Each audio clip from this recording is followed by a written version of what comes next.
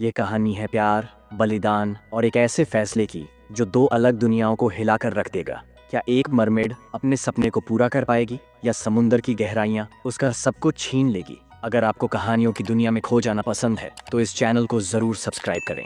यहाँ आपको मिलेगी दुनिया भर की बेहतरीन फिल्में एकदम नई नज़र से, हिंदी में। तो चलिए शुरू करते हैं आज की मैजिकल कहानी, द लिटिल मरमेड। कहानी की शुरुआत होती है समुंदर के नीचे छुपी एक खूबसूरत और रहस्यमयी दुनिया से।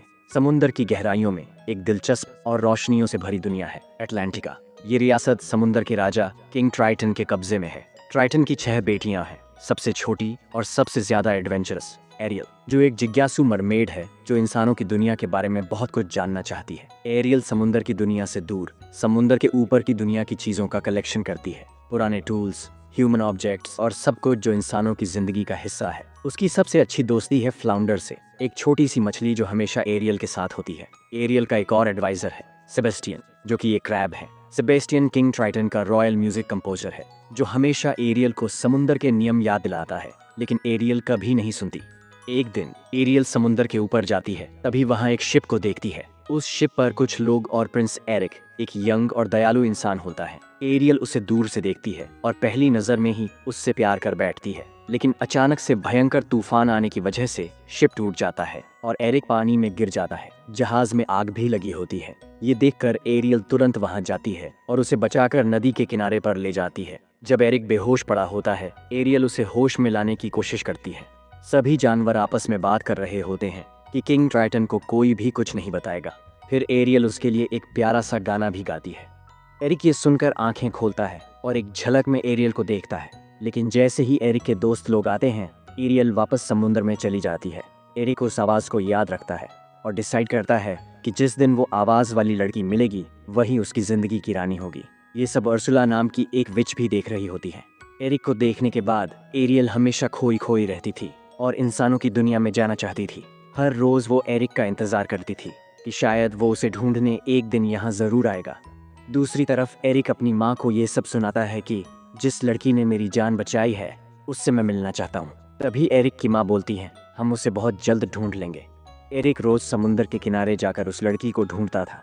किंग ट्राइटन जब ये सब सुनता है तो गुस्सा हो जाता है। वो उसके सारे ह्यूमन ऑब्जेक्ट्स को तोड़ देता है। ये सब देखकर एरियल बहुत दुखी हो जाती है। तभी एरियल मिलती है समुंदर की सबसे खतरनाक विच उर्सुला से।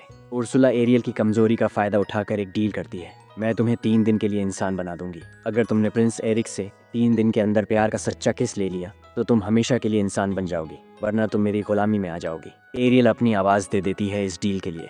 उर्सुला उसकी आवाज़ एक जादू से शंख में बंद कर लेती है, जिसके बाद एरियल धीरे धीरे इंसान बन जाती है। दरअसल ये सब उस विच की चाल थी जो एरियल के डैड को हराकर समुंदर की क्वीन बनना चाहती थी।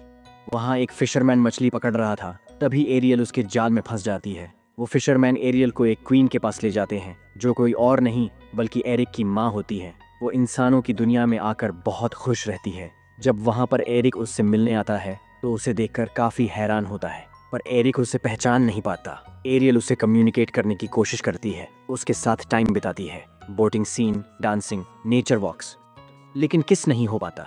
उर्सुला अब खुद इंसान बन जाती है, एक खूबसूरत लड़की जिसका नाम बताती हैं वनेसा। और एरियल की आवाज़ जो शंख में बंद होती है वो उर्सुला के पास है। वो एरिक के सामने उसी आवाज़ में गाती है और एरिक को मैजिकल हिप्नोसिस में डाल देती है। एरिक ये सुनकर उसे लगता है कि वही ये लड़की है जिसने उसकी जान बचाई थी और वो डिसाइड करता है कि वो वनेसा से शादी करेगा। शादी के दिन फ्लाउंडर, सेबास्टियन और एरियल सब प्लान बनाते हैं उर्सुला का राज खोलने का, लेकिन बिना आवाज़ की वो कुछ नहीं कर सकती थी। इसलिए सबसे पहले तो वो शंख जो विच के गले में थी उससे उतारती है, जिससे अपनी आवाज़ वापस आ जाती है। एरियल सारी कहानी एरिक को बता देती है, लेकिन तब तक 3 दिन खत्म हो जाते हैं और एरियल दोबारा मरमेड बन जाती है और उर्सुला अब अपने असली रूप में आती है। फिर एरियल को समुंदर में ले जाती है। तभी किंग ट्राइटन अपनी बेटी को बचाने के लिए अपनी ताकत और जान का सौदा उर्सुला से कर लेता है। उर्सुला ने अपने जादू से किंग को मार देती है, फिर एरियल को मारने की कोशिश करती है। तभी वहाँ एरिक उसे बचाने के लिए आते हैं।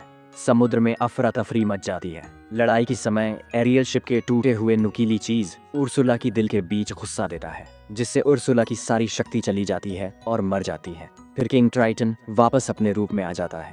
ट्राइटन एरियल के प्यार को समझ जाता है और उसे इंसान बनाने का फैसला खुद लेता है। एरियल और एरिक एक दूसरे से मिलते हैं और इस बार सच्चे प्यार से। मूवी एंड होती है एक खूबसूरत शादी के सीन के साथ। समुंदर और जमीन के बीच एक नया रिश्ता बन जाता है।